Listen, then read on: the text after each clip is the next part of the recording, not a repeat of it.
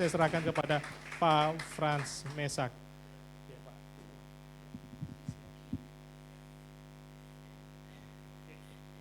Iya, makasih, puji Tuhan. Ada sukacita pagi ini? Amin, amin. Coba tepuk teman di sebelahmu dan katakan kamu keren pagi ini. Berikan dia semangat untuk siap dengarkan firman Allah. Karena kadang-kadang kita jarang dipuji oleh orang di sekitar kita atau pasangan kita. Iya, puji Tuhan saya sudah diperkenalkan. Yang pertama saya juga bersyukur kepada Tuhan buat kesempatan untuk saya dapat menyampaikan firman Allah. Saya berterima kasih kepada Pak Gembala dan Ibu dan juga staf pengembalaan yang ada di GSCA City Park. Tadi sudah perkenalkan, aslinya saya dari Timur Kupang, NTT, tapi sekarang saya stay di Manado. Iya, saya punya 2 anak putri yang sekarang ada di Manado. Satu tahun lebih yang lalu baru tamat dari Sati. Ya, selesai dari Sati dan ada di Manado sedang mau melanjutkan S2. Iya, baik, tidak berlambatan. Tema yang saya terima Bapak Ibu Saudara-saudara adalah tuaian untuk kemuliaan Tuhan, ya. Tuaian untuk kemuliaan Tuhan. Iya. Nah, saya tema ini dari Amsal pasal 3 ayat 9. Tetapi waktu saya membaca ayat ini, Bapak Ibu Saudara-saudara, saya tergerak untuk berkhotbah dari 2 ayat, yaitu ayat 9 dan ayat yang ke-10. Baik, kita akan baca bersama-sama. Kita akan lihat dalam Amsal 3 ayat 9 dan ayat 10. Saya ajak kita semua berdiri.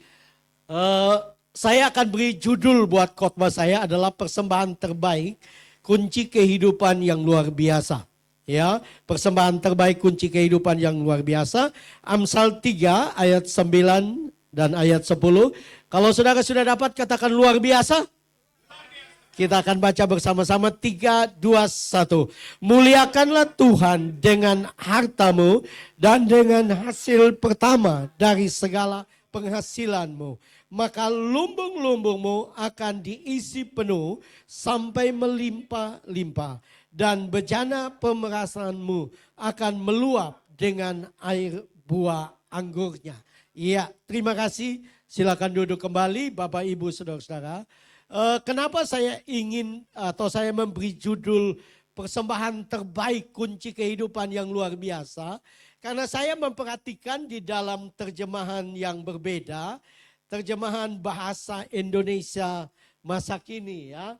Terjemahan bahasa Indonesia masa kini. Oh ya, sudah ada. Lebih baik dari sana saja supaya saya tidak bolak-balik.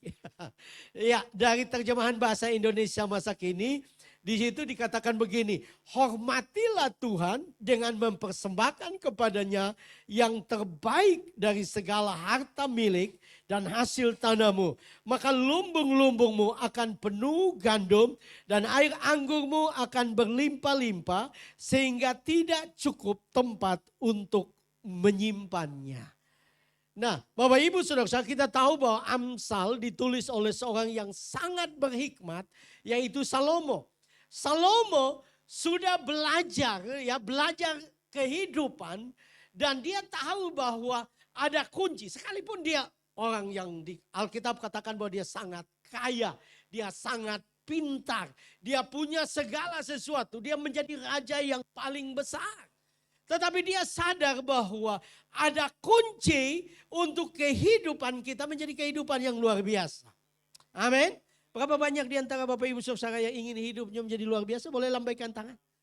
Nah, Salomo mengajak kita tentang sesuatu yang sangat penting untuk hidup yang luar biasa. Yaitu kita harus menjadi orang yang tahu mempersembahkan sesuatu kepada Tuhan. Tahu mempersembahkan yang terbaik kepada Tuhan. Tahu mempersembahkan yang pertama kepada Tuhan. Dan Bapak Ibu Saudara-saudara, kelihatannya Bapak Ibu Saudara-saudara, Tuhan itu egois. Ya. Mungkin yang kau berkata, Pak Pendeta, kalau orang kaya disuruh mempersembahkan yang terbaik gak apa-apa. Saya gak punya yang terbaik. Tuhan kok egois, ya. Tuhan kok seperti Tuhan hanya mementingkan dirinya sendiri. Dia hanya Nah seringkali kan kita di gereja kan ada persembahan ini. Belum selesai persembahan ini, sudah ada persembahan ini. Ya, sehingga orang menjadi ikut gereja kok minta ampun, banyak sekali persembahan. Saya bersyukur karena di sini tidak ada kotak-kotak ya. Tapi di daerah-daerah saudara-saudara itu biasa sampai ada 6 kotak ya. Sudah 6 kotak masih juga 6 kantong kolekte lagi ya. Jadi akhirnya orang menjadi mau kasih yang terbaik. Tapi bayangkan udah 6 ya. Ada banyak orang bilang saya mau terbaik. Tapi tidak cukup, akhirnya waktu mau datang ke gereja singgah dulu di kios ya. Kalau di daerah itu kan di kios. Di warung ya, kita tukar dulu supaya bisa memenuhi 6 kotak tambah 4 kantong kan. Iya. Nah Bapak Ibu saudara-saudara, Tuhan kelihatannya egois ya.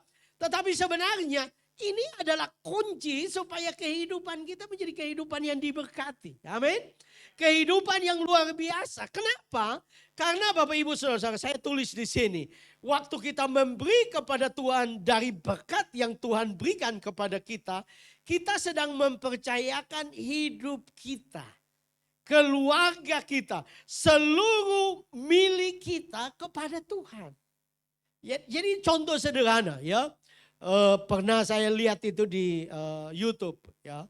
Bapak Ibu saudara, ada pendeta yang berkhotbah dan dia berkata bahwa saya tidak ambil perpuluhan, saya tidak terima perpuluhan. Ya saya selesai khotbah, saya tidak lagi ambil pemberian dari gereja. Nah memang kelihatannya bagus sekali dan banyak orang senang dengan video itu. Tapi mereka tidak perhatikan bahwa kadang-kadang ada hamba-hamba Tuhan seperti itu. Karena mereka pengusaha, mereka tidak butuh lagi pemberian. Ya, atau dia memang orang kaya raya yang membiayai seluruh gereja. Jadi dia tidak butuh. Tapi gereja adalah tempat di mana saya dan saudara ditantang untuk mempercayakan. Nah bagaimana kita mempercayakan keuangan kita? Saya percaya Tuhan mau kita sadar bahwa bagaimana kita mempercayakan keuangan kita. Yang pertama yaitu kita membayar perpuluhan. Nah ini tidak ada pesan dari Pak Gembala ya, sekalipun murid saya. Tidak ada. Tapi saya mau katakan kepada saudara, itu adalah kunci untuk kita diberkati. Karena Tuhan hanya minta 10% dari berkat yang kita terima, yang tinggal 90% dan mungkin itu bagi engkau kurang. Tapi waktu engkau mulai memberikan 1/10, engkau sedang mempercayakan Tuhan yang 90 ini akan cukup bagiku. Dan aku akan lihat mujizatmu setiap hari. Nah saya tidak tulis di sini. Ini sambil bicara muncul. Waktu COVID Bapak Ibu Saudara-saudara, saya baru keluar dari pengembalaan di Maluku Utara. Dan kami tidak punya penghasilan. Kami sama sekali tidak punya penghasilan. COVID jadi saya ambil keputusan jadi penginjil. Ya. Dan Bapak Ibu Saudara-saudara, secara manusia kami tidak bisa hidup. Bahkan waktu itu saya punya tanggungan cicilan rumah. Itu masih tiap bulan 2 juta. Tapi saya boleh bersaksi, ada istri saya. Kami hidup dengan iman. Tetapi yang selalu kami lakukan apabila kami diberkati perpuluhan pertama yang kami keluarkan. Ya. Itu sebabnya Bapak Ibu, kami melihat tangan Tuhan yang dahsyat. Kami dipelihara, cicilan rumah kami tidak pernah nunggak, kami tidak pernah gade barang, tidak pernah pinjam dimanapun. Tiap bulan, padahal tidak ada penghasilan. Saya tidak bisa pergi untuk pelayanan ke daerah-daerah atau ke kota-kota lain. Tapi Tuhan pelihara dengan cara yang ajaib. Karena waktu kita mempercayakan, kita waktu mengembalikan milik Tuhan yaitu perpuluhan. Kita mulai belajar untuk memberi. Waktu itulah Tuhan akan memberkati kita. Karena itu adalah cara Tuhan. Saya menulis di sini, saya tidak tahu ada. Karena ini dibuat, PPT ini dibuat oleh anak saya di Manado. Jadi ada yang dia rasa tidak tepat menurut dia, jadi dia tidak buat. Tapi saya menulis di sini, ekonomi surga berbeda dengan ekonomi dunia. Ekonomi surga memberi sebanyak mungkin. Sedangkan ekonomi dunia kumpulkan sebanyak mungkin. Waktu saya dan saudara belajar untuk mempercayakan, memberi, itu adalah cara hidup, cara kita menjalankan ekonomi surga. Dan waktu kita melakukan itu, kita akan melihat tangan Tuhan. Mujizat Tuhan. Tadi saya bicara tentang setia membayar perpuluhan. Ya, saya memang kemarin saya kena vertigo mungkin atau asam lambung sedikit. Jadi saya sedikit pusing dan mual-mual. Ya. Tetapi saya bisa bersaksi Bapak Ibu Saudara. Saya sekarang umur sudah jalan 58 tahun. Ya. Saya sudah tua. Orang Manado bilang subole toki. Ya. Karena sudah tua. Ya. Tapi saya mau berkata kepada saudara, waktu saya setia mengembalikan perpuluhan, Tuhan memberkati kami. Yang pertama adalah kami sehat-sehat. Saya tidak pernah masuk rumah sakit, istri saya tidak pernah masuk rumah sakit. Anak saya 2 tidak pernah masuk rumah sakit. Bahkan waktu dia masuk 1 kali kena demam berdarah, masuk rumah sakit kami diberkati. Karena waktu orang lihat dia masuk rumah sakit, tahu masuk rumah sakit, mereka transfer uang. Ya. Tuhan adalah Tuhan yang baik. Amin. Yang penting kita belajar untuk mempercayakan kehidupan kita, teristimewa keuangan kita. Kenapa Tuhan sepertinya yang tadi saya katakan egois, saudara-saudara. Karena memang ini yang menjadi saingan Tuhan. Saya mau bilang buat saudara, yang menjadi saingan Tuhan di dunia ini bukan yang lain, bukan patung, bukan dewa. Yang menjadi saingan Tuhan di dunia ini adalah uang. Yesus berkata bahwa kita tidak bisa mengasihi Allah dan Mamon. Mamon itu memang dewa, tapi dia dewa uang. Jadi Yesus berkata bahwa saingannya itu adalah uang, mamon. Seringkali kita bergumulnya di situ, saudara-saudara. Kita, apalagi kalau saudara ekonominya pas-pasan, kita seringkali tidak merasa bahwa kita tidak bisa memberi, itu hanya untuk orang kaya. Tapi saya mau katakan kepada saudara, Tuhan mau supaya saya dan saudara belajar untuk memberi. Amin.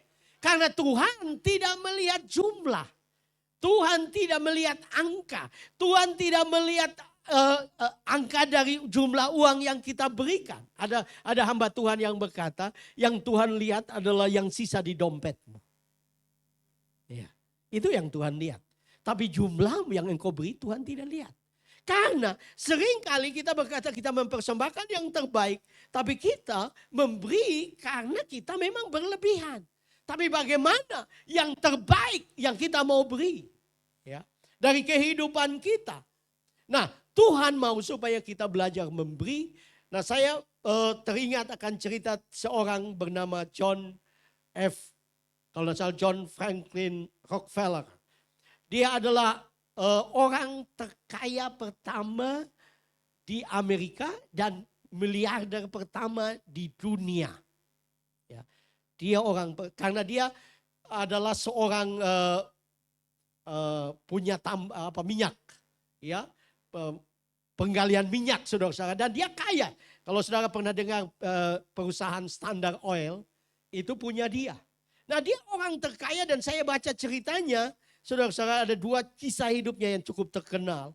Waktu dia kaya dan diwawancarai oleh televisi, dia orang Yahudi. Turunan Yahudi.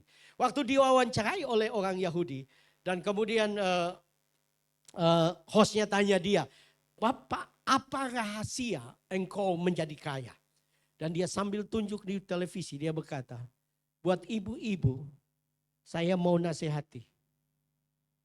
Bahwa saya menjadi orang kaya di dunia, pertama di Amerika dan pertama di dunia. Karena ibu saya mengajar saya untuk mengembalikan perpuluhan. Dia waktu kerja pertama dia masih sangat kecil, mereka miskin. Dia kerja pertama dia mendapatkan sekitar $15. Nah, mereka sangat miskin waktu itu. Tapi ibunya bilang kepada dia, keluarkan perpuluhan. Dan dia berkata, ibu kita sedang susah, kita sedang miskin. Saya kerjaan, dia masih kecil, belasan tahun. Tapi ibunya berkata bahwa keluarkan perpuluhan. Karena itu rahasia diberkati. Dan sejak hari itu dia keluarkan perpuluhannya. Saudara-saudara, dia gajinya bukan dolar, maaf. Sekitar 15 sen pada waktu itu. Dan dia keluarkan 1 sen lebih. Jumlah yang kecil. Tapi sejak hari itu dia setiap mengembalikan perpuluhan dan dia diberkati. Nah, satu waktu saudara-saudara dia sakit. Dia sakit dan dia tidak bisa makan banyak makanan lagi. Dia pergi ke dokter diperiksa dan dia punya penyakit yang serius. Dan dokter berkata beberapa bulan lagi engkau akan meninggal. Dan waktu pulang dia duduk di kaki Tuhan berdoa. Dan Tuhan berkata persembahkan harta milikmu. Ya. Dan tahukah saudara? Dokter berkata bahwa dia hanya hidup beberapa bulan. Waktu dia persembahkan miliknya. Beberapa bulan lewat, tahun lewat, dia tidak pernah mati. Dia hidup sampai umur 90 tahun. Dan dia mengatakan kunci dari kehidupan ini adalah memberi. Dia menjadi orang kaya bahkan sampai sekarang keturunannya menjadi orang kaya di Amerika. Nah saya mau katakan kepada saudara bahwa Amsal, Salomo sedang mengajak kita bagaimana kita memberi. Nah ada dua hal yang kita bisa belajar. Persembahan terbaik, kunci kehidupan yang luar biasa. Karena persembahan terbaik akan naik ke hadirat Tuhan. Ya. Nah saudara perhatikan di sini dalam Amsal 3 ayat 9 dalam terjemahan firman Allah yang hidup, bahasa Indonesia sehari-hari, dikatakan hormatilah Tuhan dengan mempersembahkan kepadanya yang terbaik dari segala harta milik dan hasil tanahmu. Nah, Alkitab dengan jelas menunjukkan kepada kita tentang kita mempersembahkan yang terbaik. Jadi apa yang kita berikan, ya, kita memberi kepada orang, Bapak Ibu Saudara-saudara, itu bukan sekedar kita menolong. Karena kita kasihan kepada dia. Saudara, Alkitab menunjukkan kepada kita bahwa ini adalah persembahan kita. Sesuatu yang kita persembahkan kepada Tuhan, bukan saja kepada manusia. Seringkali kan kita, saya kasihan dia, saya mau tolong dia. Tidak, di dalam Tuhan. Apa yang engkau beri itu adalah persembahan kepada Tuhan. Apa yang engkau serahkan ke gereja itu adalah persembahan kepada Tuhan. Nah saya coba untuk meneliti Bapak Ibu Saudara-saudara. Di dalam bahasa Ibrani kata muliakan. Kata muliakan ini berasal dari kata Ibrani kabat. Ya, kita kenal kata kabot juga, kemuliaan. Tapi kata yang dipakai adalah kabat. Kabat itu Bapak Ibu Saudara adalah sesuatu yang kita berikan, sesuatu yang kita persembahkan, dan kata kabat itu juga mempunyai arti menyatakan kemuliaanku. Jadi waktu saudara menolong orang, saudara memberi buat orang, saudara sedang menyatakan kemuliaan Tuhan. Bukankah orang akan memuliakan Tuhan setelah dia dapatkan sesuatu dari engkau? Bukankah dia akan, mungkin dia agama berbeda, mungkin dia agama muslim. Dia bisa angkat tangan dan dia berkata, oh, Tuhan Allah terima kasih. Ya, mungkin dalam pemahaman dia. Tapi kalau kita bicara tentang orang percaya, pasti dia akan memuliakan Tuhan. Dia akan, Tuhan terima kasih, saya lagi butuh dan engkau kirim orang untuk menolong aku. Terima kasih, terima kasih. Dia sedang memuliakan Tuhan. Engkau sedang menyatakan kemuliaan Tuhan. Arti lain dari kabat juga adalah mendapatkan kemuliaan atau kehormatan. Arti lain dari kabat juga adalah meraih kemuliaan. Jadi orang-orang yang belajar untuk memberi kepada Tuhan, dia sedang menyatakan kemuliaan Tuhan. Sekali lagi ini bukan masalah jumlah. Ya, tapi ini sedang berbicara tentang hati yang memberi kepada Tuhan. Saya tidak tulis di sini tetapi saya teringat. Waktu Tuhan memberikan kami rumah, nanti sebentar saya akan bersaksi tentang rumah itu. Tapi kemudian waktu itu saudara, saya baru berapa tahun di Manado, saya belum. Karena saya tidak tahu naik motor, jadi saya naik angkot untuk mengajar cukup jauh. Dan waktu saya naik angkot, model angkot di Manado bukan duduk berhadapan, tapi duduk ke depan. Jadi ada duduk, mungkin sama dengan di Kupang ya. Jadi ada ada satu kursi untuk 2 orang, kemudian 2 kursi kanan kiri, kemudian kursi panjang di belakang. Nah karena saya perjalanan jauh, saya tidak mau kayak orang lewat-lewat terlalu, saya duduk paling belakang karena mengajarnya agak jauh. Dan kemudian ada 2 orang naik. Dan saya kaget karena mereka duduk di kursi yang 2 terpisah, tapi mereka 2 mau duduk di situ. Dan saya perhatikan mereka yang satu buta. Dan saudara, saya kasihan, jadi saya bilang ke mereka, Pak, 2, satu anak laki-laki dan bapaknya. Saya bilang, Pak duduk bisa aja, nanti turun saya yang bayar. Ya. Dan saudara, waktu saya berkata begitu, hadirat Tuhan turun.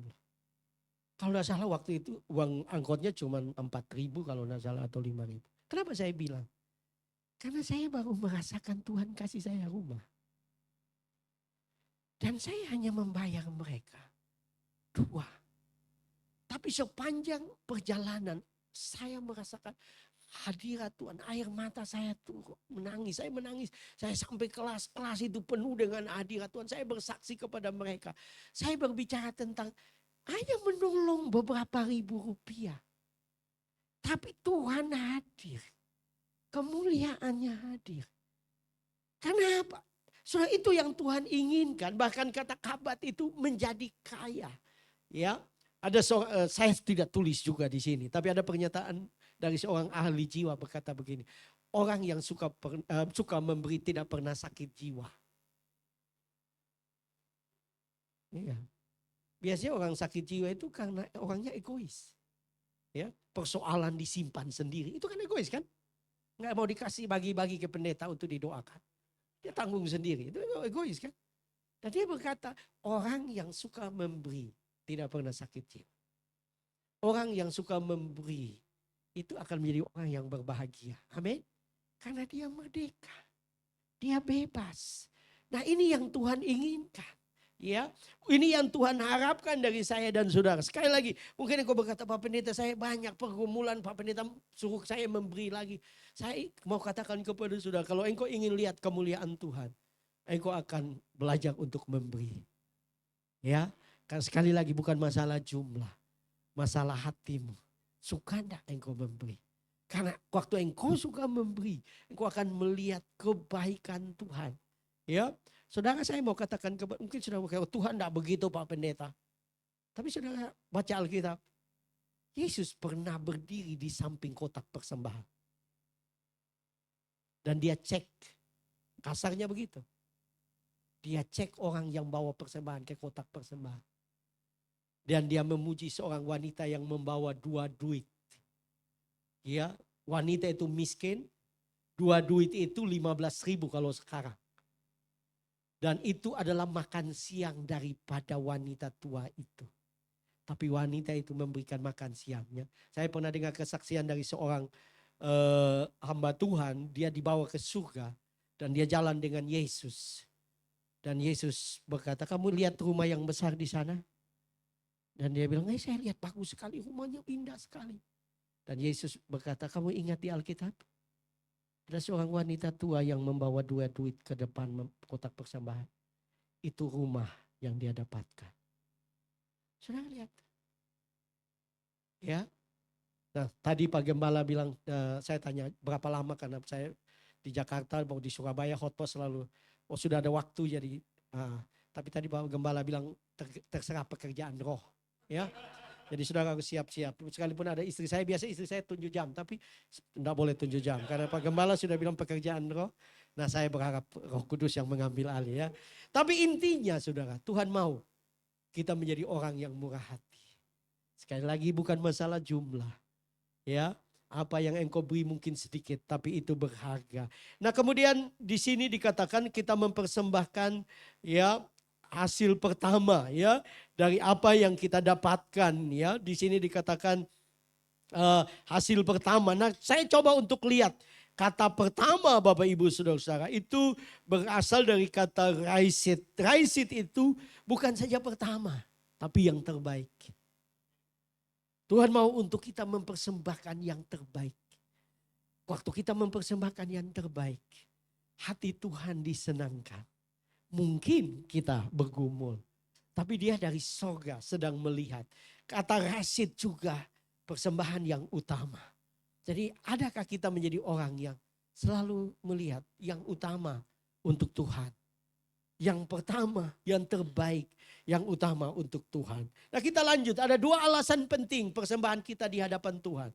Yang pertama, Tuhan mencium bau harum persembahan kita dan mengubah keputusannya. Kalau kita perhatikan dalam Kejadian 2 ayat 28. Di situ dikatakan ketika Tuhan mencium persembahan yang harum itu, berfirmanlah Tuhan dalam hatinya, aku takkan mengutuk bumi ini lagi karena manusia. Sekalipun yang ditimbulkan hatinya adalah jahat dari sejak kecilnya, dan aku takkan membinasakan lagi segala yang hidup seperti yang telah kulakukan. Saudara perhatikan. Allah murka kepada manusia. Sehingga Allah menghukum manusia dengan air bah. Ya, hanya Nuh dan anak-anak dan keluarganya yang diselamatkan. Tetapi setelah mereka sampai dalam tanda kutip, ya air turun dan mereka keluar dari batra. Nuh mengambil ya binatang-binatang yang halal dan dia persembahkan kepada Tuhan. Waktu Tuhan mencium bau persembahan itu, Tuhan mengambil keputusan untuk tidak lagi menghukum dunia. Wow, persembahan kita itu menyenangkan hati Tuhan. Saya coba untuk melihat kata mencium. Berasal dari kata Ibrani roak.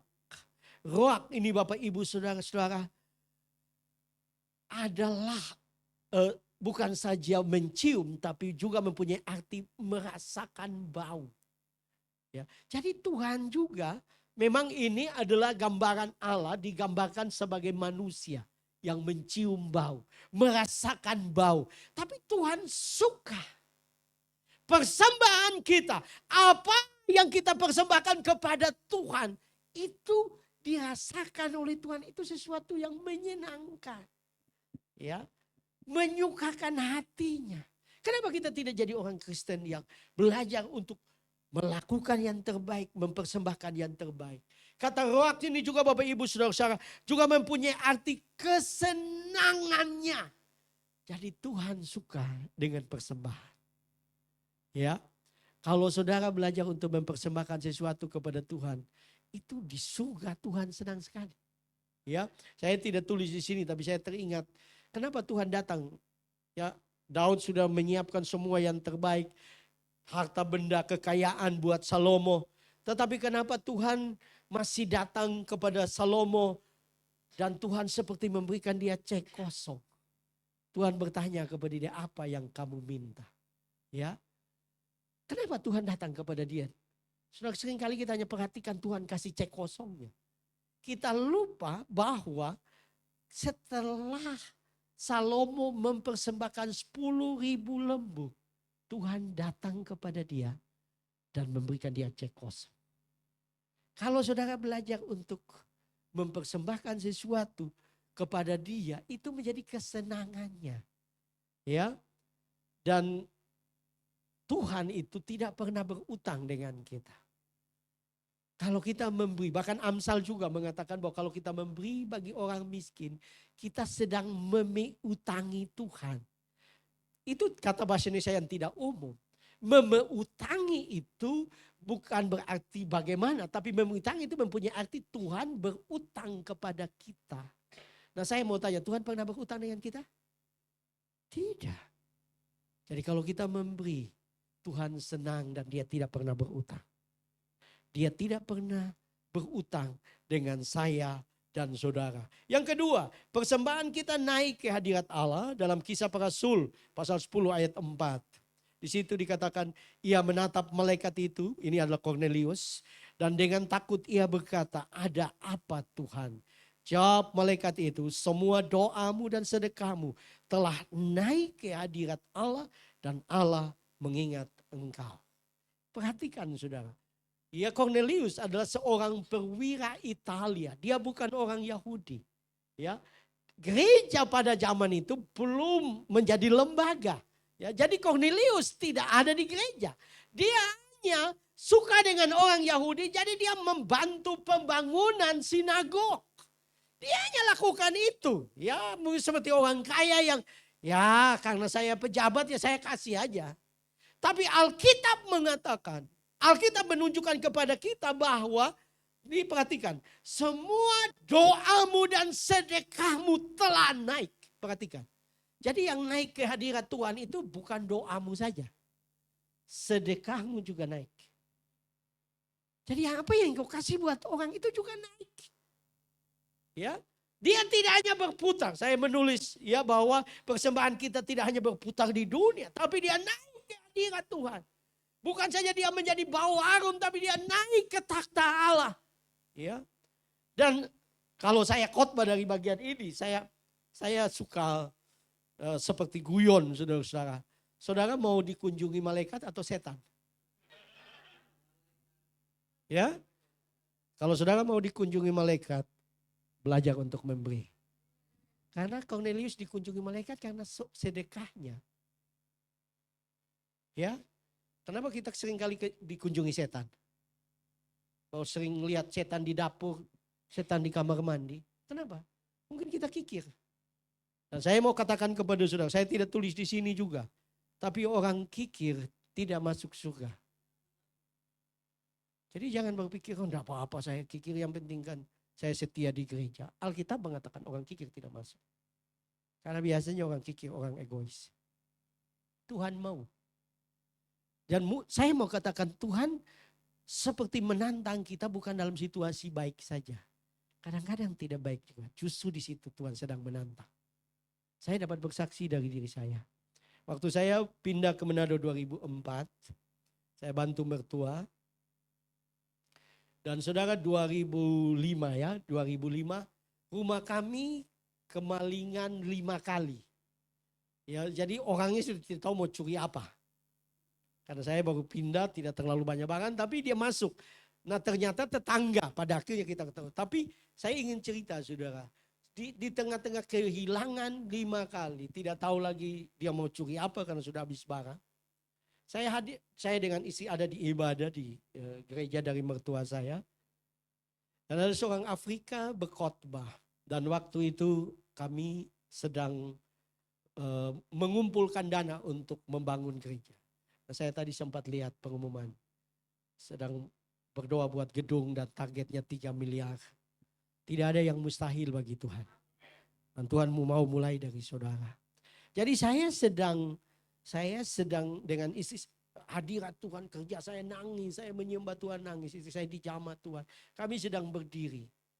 Dan ini belum altar call dan belum tantangan untuk bangun gereja. Tapi Tuhan bilang ke saya, beri. Dan saudara saya bilang, Tuhan kami tidak punya apa-apa. Mau beri apa Tuhan? Dan Tuhan berbisik begitu kuat. Itu cincin kawin kamu. Nah kan ada budaya yang bilang jangan kasih itu cincin kawin, jangan dikasih, itu pamali. Nggak boleh dikasih, nggak boleh dijual, nggak boleh digade. Tapi Tuhan bilang kasih. Jadi sambil air mata mengalir, saya buka cincin, saya bilang istri, Tuhan suruh kasih cincin kawin. Kami buka. Waktu itu saya hanya punya cincin kawin. Istilah barang emasnya saya. Jadi saya buka cincin kawin. Saya tahu saudara. Tapi saya ingin bersaksi kepada saudara.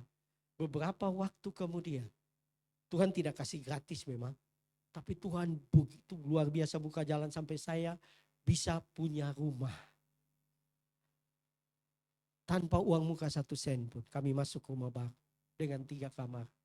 Dan tanahnya cukup luas, isi 300-an. Saya tahu itu Tuhan. Tapi Tuhan. Jadi jangan seringkali orang bersaksi yang diberkati. Dia lupa bahwa semua proses itu kadang-kadang Tuhan izinkan. Tapi Tuhan menantang kita. Saya sudah 2 kali memberi cincin kawin. Waktu saya menjadi gembala juga, waktu pembangunan gereja, saya berikan. Tapi apakah saya tidak ada lagi bisa beli emas? Ternyata saya bisa beli emas. Kami diberkati kok. Ya, kami tidak jadi gembala sidang. Tapi kami diberkati Tuhan. Kenapa? Karena yang memberkati kita itu Tuhan. Waktu dia menemukan hatimu yang suka untuk memberi. Bagi Tuhan itu gampang. Bagi Tuhan itu sepele. Ya, gereja ini punya mimpi yang besar. Dengan gedung 3 miliar. Dan Tuhan mau mulai dari Bapak Ibu Saudara. Dari jemaat. Karena waktu engkau memberi, engkau akan lihat tangan Tuhan yang dahsyat. Karena Tuhan yang berjanji. Karena Tuhan itu setia. Karena Tuhan itu dahsyat. Tuhan itu luar biasa. Nah yang kedua, ya, persembahan terbaik, kunci kehidupan yang luar biasa. Karena persembahan terbaik adalah rahasia diberkati berlimpah. Ya. Saudara, kita manusia ini, kita semua, jangan bicara saudara, saya juga. Kita adalah makhluk yang egois. Kita selalu bilang, waduh mau memberi buat pekerjaan Tuhan, mau beri buat Tuhan. Tapi saya punya kebutuhan ini, bulan depan ada begini, 3 bulan mendatang mesti bayar ini, 5 bulan mendatang mesti bayar pajak mobil. Kita berhitung ya. Yesus bilang jangan khawatir hari esok, kita sudah khawatir 6 bulan ke depan. Ya, kebanyakan kita begitu. Dan akhirnya kita tidak menjadi orang yang diberkati. Percaya bahwa Tuhan tahu kebutuhanmu 6 bulan ke depan. Amin. Dia tahu kebutuhanmu 2 hari, 3 hari ke depan, minggu depan. Dia tahu, saudara-saudara. Dia tahu. Dia tahu. Nah, Salomo mengatakan kepada kita tadi, kita sudah baca ayat 10. Ya, maka lumbung-lumbungmu akan diisi penuh sampai melimpah, dan bencana pemerahanmu akan meluap dengan air buah anggur. Tuhan berjanji kalau saudara memberi yang terbaik sebagai persembahan kepada Dia. Saudara, dia sendiri yang berjanji. Nah, saya coba melihat kata Ibrani untuk akan diisi penuh. Ini di dalam bahasa Ibrani dipakai kata male, ya, male. Ya, ini bukan saja diisi penuh, tapi arti dari male itu Bapak Ibu Saudara-saudara adalah jumlah yang genap diberikan. Jadi kalau saudara memberi buat Tuhan, mempersembahkan kepada Tuhan, Tuhan tidak sekedar kasih setengah, tapi jumlah genap, berkat yang saya dan saudara perlukan, Dia akan kasih. Bahkan Dia memberi lebih dari itu, ya. Karena Dia adalah Allah yang besar. Ya, tidak ada yang bisa mengalahkan Tuhan. Ya, mungkin sebentar muncul, tapi saya ingin kutip apa kata mertua saya, Pendeta Yosafat Pedoma, papa mertua saya. Dia selalu mengatakan begini, karena beliau membangun 4 gereja besar, ya, di gereja organisasi kami, ya. Dia membangun 4 gereja besar, saudara-saudara, di Ternate, di Manado, di Sorong, dan juga di Jailolo. Ya. Dia membangun 4 gereja besar dan dia percaya kepada prinsip ini. Dia mengatakan begini, kita tidak bisa mengalahkan Allah dalam memberi. Saudara tidak bisa kalahkan Allah. Ya, kenapa? Karena Allah, kita adalah Allah yang besar. Dan Dia sudah memberi yang terbaik, yaitu anaknya yang tunggal. Ya, itu hatinya. Yohanes 3 ayat 16 berkata, karena begitu besar kasih Allah akan dunia ini, sehingga Ia telah mengaruniakan anaknya yang tunggal. Ya, kata tunggal dalam bahasa Yunani dipakai kata monogenes. Monogenes itu mempunyai arti bukan saja tunggal, tapi satu-satunya milik kebanggaan. Dia berikan bagi kita. Jadi Tuhan itu adalah Tuhan yang baik, Tuhan yang dahsyat. Dia akan, kalau kita memberi, Dia akan mengisi penuh. Ya, arti lain dari Maile adalah datang membanjiri. Ya, kemudian sebak sampai meluap. Kalau saudara suka memberi dalam bidang apapun, saudara akan lihat, engkau akan diberkati. Ya, di bidang itu engkau akan diberkati. Di bagian itu, ya. Saya kalau ada pendeta dari daerah, maaf ya kalau pendeta yang susah saya ketemu begitu. Kalau saya cerita, saya sharing begitu, istri saya selalu bilang ke anak-anak, sebentar lagi papa akan mau kasih dia sesuatu, ya.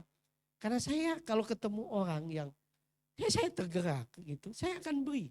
Saya pernah khotbah dari Manado, kami ke Bitung ya, kota Bitung, kabupaten yang beda.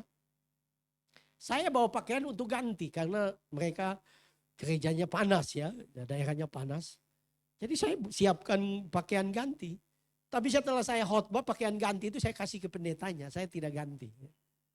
Karena saya melihat, tergerak. Ya. Dan saya dapat bersaksi, saya tidak kekurangan baju. Ya. Saya tidak pernah kekurangan baju. Nah, saya ingin mengatakan kepada saudara, kalau saudara belajar memberi, Tuhan pasti akan memberkati. Karena Dia adalah Allah yang baik. Sekali lagi bukan masalah jumlah, tapi hatimu yang mengasihi Tuhan. Kemudian ada kata Ibrani meluap. Itu berasal dari kata Ibrani parats. Itu bukan saja mempunyai arti meluap, tapi untuk melampaui. Untuk yang luar biasa, yang kedua untuk meledak, terbuka. Ya, ini lagi ramai kan di media, meledak. Meledak. Kalau saudara mau melihat ledakan berkat Tuhan, belajar memberi. Ya.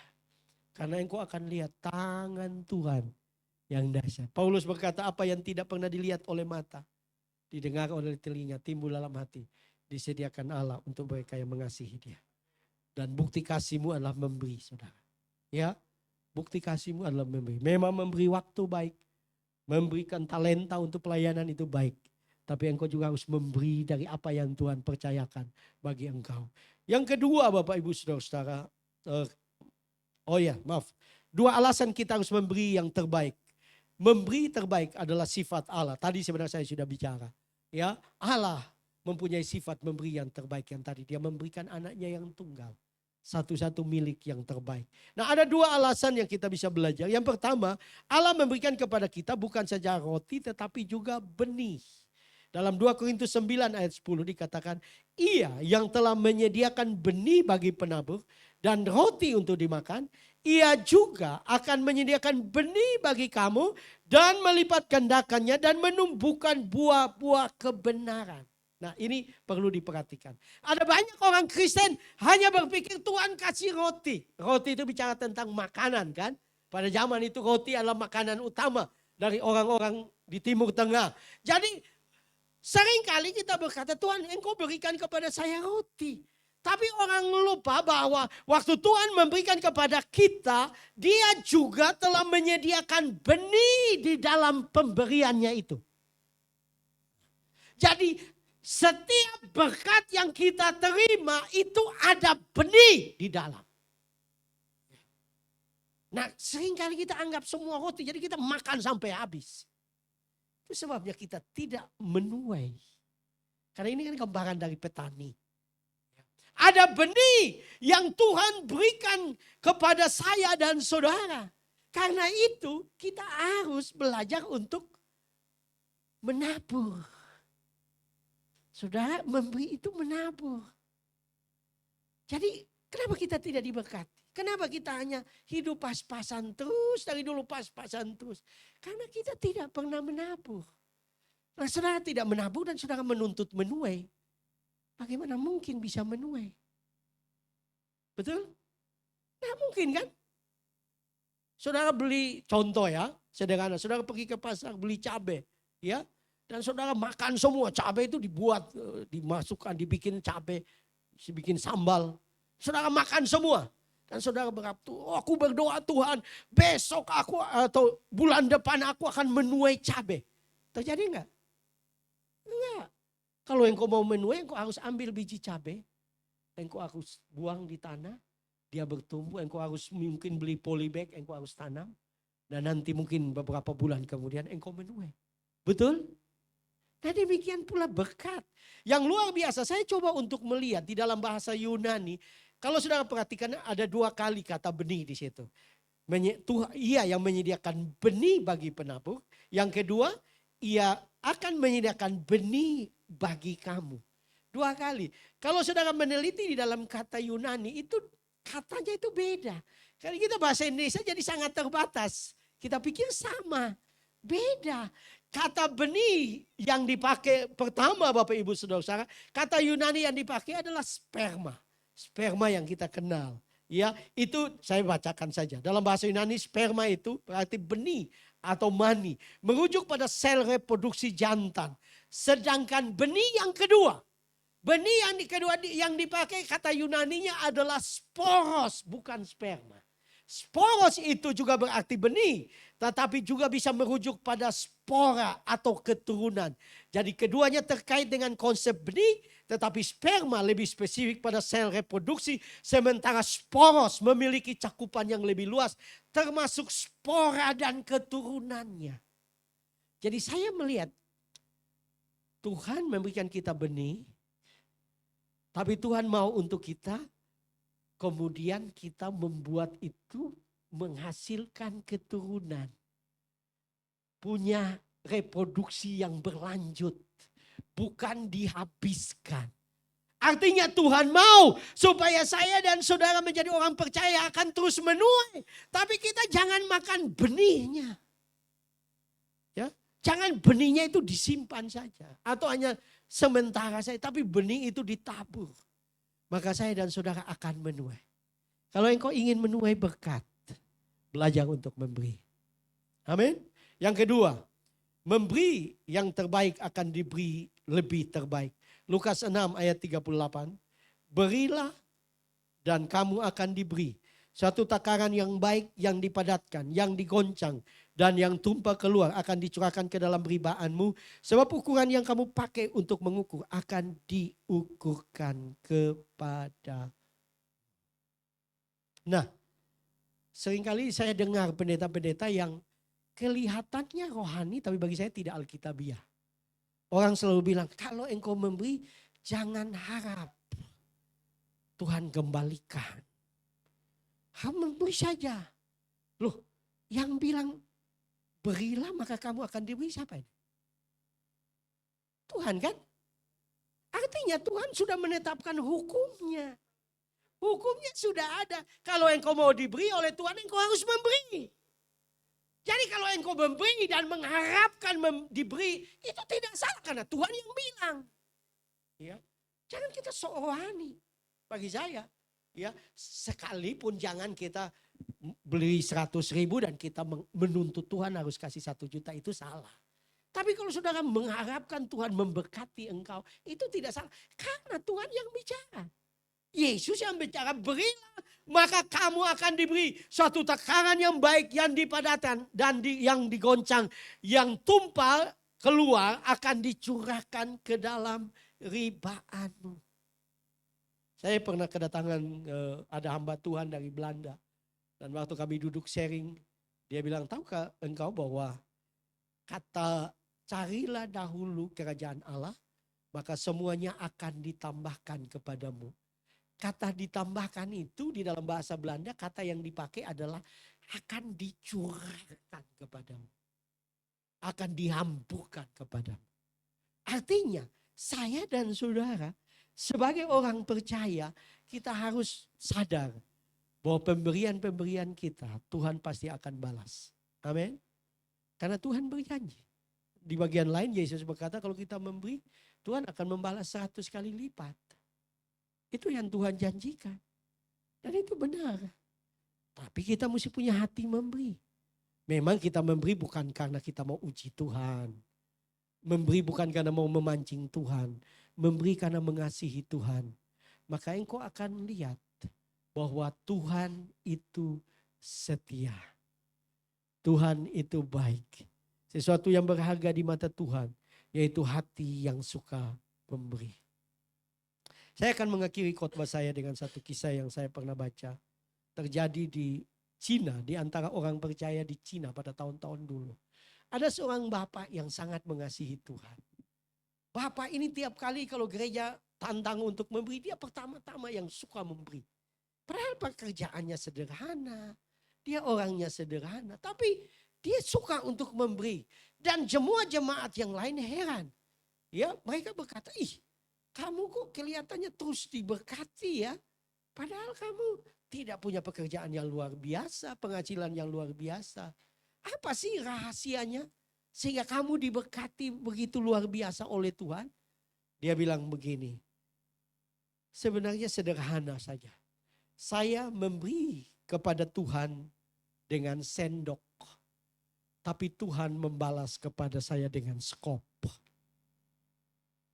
Mungkin saudara lucu dengan ungkapan ini. Tapi dia sedang berbicara tentang kalau kita memberi, Tuhan membalas lebih dari yang kita beri. Karena dia adalah Allah yang dahsyat. Dia adalah Allah yang luar biasa. Saya mau katakan kepada jemaat di tempat ini. Kalau engkau mulai belajar memberi, engkau akan melihat tangan Tuhan yang dahsyat. Yang penting engkau juga hidup benar di hadapan Tuhan. Takut akan Tuhan, setia dengan Tuhan.